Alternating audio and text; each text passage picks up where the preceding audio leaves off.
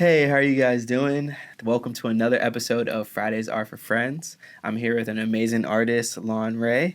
You just released your second EP, Yeah. and now you have a new single coming out titled What Happens Next. Can you tell hmm us a little bit about the EP and the new single? So the EP is called Up All Night, and it released this summer in July. And basically, it was a concept EP. So the whole concept behind it were the things that keep me up all night as a 30-year-old, the good, the bad, the ugly, the horny, everything I just like put into it. It's kind of like a self diary, and that turned into kind of like this midlife, like where is my life going, and how do I who am I as an artist, who am I as a person now? Yeah, I Yeah. feel that. And what hmm inspires you as a songwriter and just writer? I know you talked a little bit about like what keeps you up at night, but besides that concept, what else inspires you?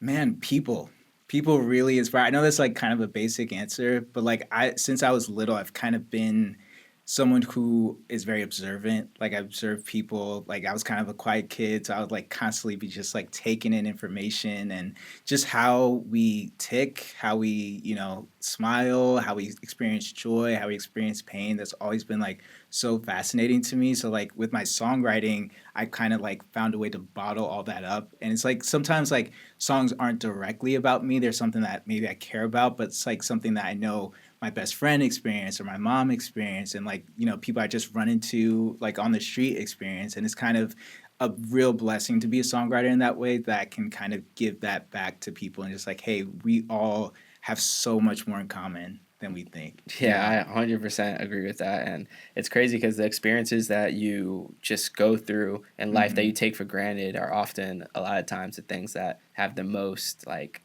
impact on you, Yeah. and things that inspire you the most. And speaking about just like the inspirations and the experiences that you've gone through, you also went to a performing arts school. Can you hmm tell us a little bit about that? Like, what Yeah. was that whole experience like? Man, that's a good. I haven't been asked that ever. That's such a good question. So I grew up in New Jersey. So the school I went to was called Newark Boys Chorus School, and it was like in the heart of Newark, which is like a big, metropolis in New Jersey. And I went there sixth, seventh, and eighth grade. And this school was half performing arts, half like regular school or whatever. So we were performing like choir, like concert choir. It was like all boys choir. So we would be having like tour schedules in the middle of like having like tests and things like that. I remember just like doing like math assignments on the bus. Like I couldn't get off the bus until like I finished like my assignments and like going to rehearsals until like 10 p.m. And it was really one of the most rewarding experiences of my life because like not only did it prepare me for like what I'm doing now, obviously, but then it also prepared me just to like time management, like being what, like 10, 11 years old, having to like work around like a 5 week tour schedule while also like going to school, like doing sports, like doing everything that every other kid does, but then also having this like job pretty much. I didn't get paid for it, but whatever, So Yeah. it was very like rewarding, especially because like I grew up like with classical music training, learning how to play the piano like rigorously. It's yeah, it's definitely one of the, like my favorite memories. Yeah, and I'm hmm guessing you also have a memory with the festival that you played in the Netherlands. How Yeah. was that, and how did that come up? Man, so crazy. It was called New School Rules, and it was in Rotterdam, which is like south of like Amsterdam or north. I forgot, but it was such a cool experience. There were so many. I think they had something like 1,000 artists from like just around the world that all met in like this pretty like tight town. So like anybody you'd see would have like a badge on, and you'd be like, "Oh, where are you from? Where are you from?" Met a ton of people from Atlanta as well.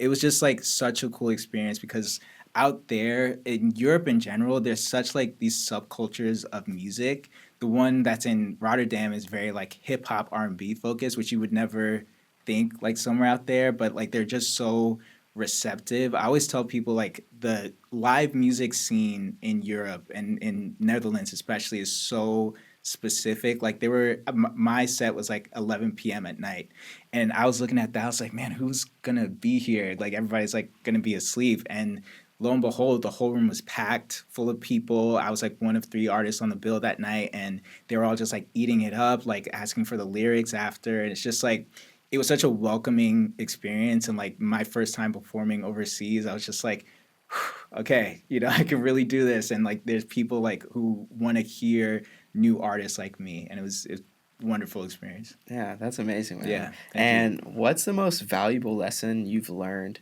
trying to pursue and actively pursuing this dream that you want to turn into reality of being an artist? Wow, that's a good question.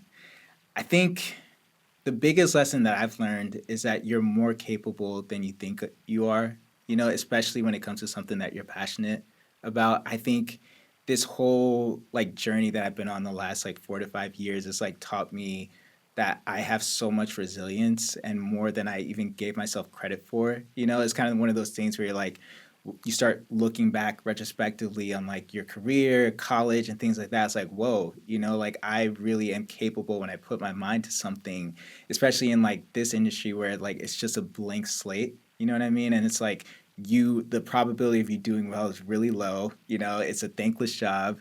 You're spending so much money, so much time away from your family. And at the same time, the thing that drove me was the fact that this is something I've wanted to do since I was 5. You know what I mean? And it's kind of like all the experience that I had before kind of led me to this place where I was like, you have time management skills, you have like a business marketing background, like you're almost perfect to do this. Didn't make it easier, but it also like gave me the drive to like keep going and give myself like pats on the back, like each milestone, things like that.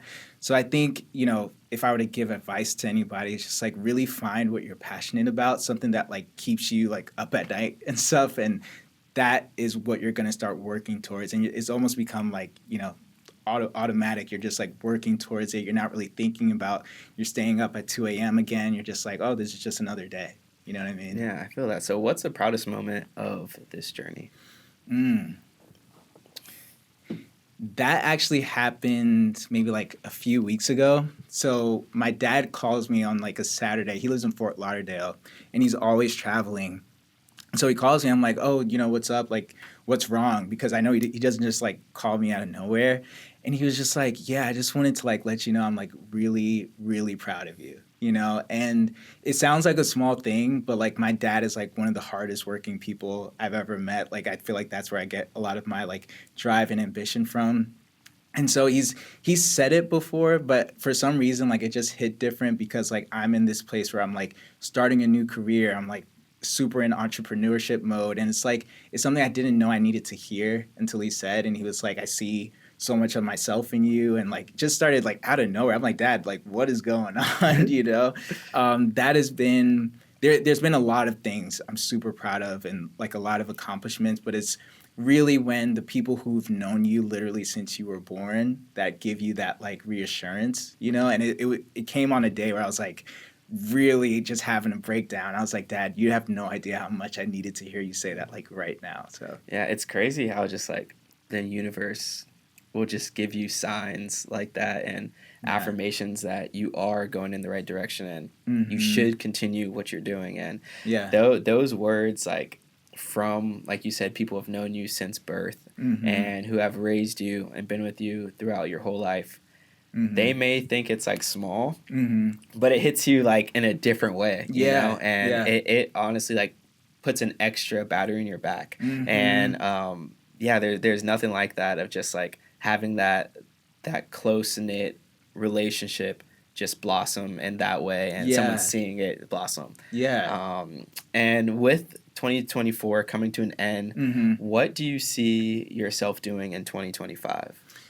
Yeah, so 2025, I have a lot of like super lofty plans. And then my goals to get to them is obviously feels a little similar to what I've been doing, but just in different ways. You know what I mean? So like my newest single that's coming out, What Happens Next, totally different genre that I've never released in. I've written a lot of songs in that genre. It's like more of a like folk country kind of thing and just like getting new audiences, you know what I mean, through my actual music. But then also like performing in different places. Like I just performed in Nashville and in Athens and like just and where I usually perform like on the West Coast. So it's like just finding new audiences like here in the States. Obviously doing more festivals like overseas and stuff like that, just to like connect with people and just really, man, just like enlarging my territory. That's like kind of the words I put for 2025 and like every aspect of that. Mm-hmm. Yeah. Yeah. And another question about your goals. If there was one person that you could make music with, who would that person be? Yeah. And what type of song do you think you guys would make? So my hero, as far as like music goes, is Beyonce. Like if I could write for her, sing background vocals, like tour with her, whatever it is, I would do in a heartbeat. She's just been such an instrumental, like that was one of the first artists, her and Michael Jackson, that like I studied religiously when I was younger. And so what kind of song? I mean, have to go with the ballad, right? Like just something really like deep in there, like Dangerously in Love, like something very like intimate, you know what I mean? To where you can like really cook the vocals on it. That's like, man, that's like a dream, honestly. That's amazing. Well, I hope that those dreams come true, and Yeah. I know they will. Thank you. And before I let you go, I just want you to let the viewers know where they can find you, what your Instagram is, your Spotify, all that. So if you want to look into that camera and maybe tell them your name and where they can find you. All right, my name is Lánre, and you can find me on all social handles at lanre.official, and on Spotify, it's Lánre, Lanre. That's it. Amazing. Well, you guys know what to do is make sure to check out his music. And I just want to say thank you again for being a part of this. Yeah, and, thank you. Of course, bro. It was awesome. And thank you guys so much for watching another episode of Fridays Are For Frnds. Peace. Bye.